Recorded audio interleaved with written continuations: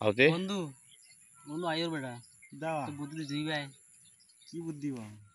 দেখুন এক বুদ্ধি লাগি আর এক বুদ্ধি তুমি দিও রে বেটা রে এই বাবা এরা তো লাগাবে বেড়া আইয়া বেড়া এই জেলা দেয়া লাগে বেটা বিরাট মজা আসসালামু আলাইকুম সাজিওয়ালা নি ওয়ালাইকুম সালাম ওই রে বা আপনারা আইয়া বিরক্ত করি রে বা গেলবার আইছিলাম আপনারা দ্বারো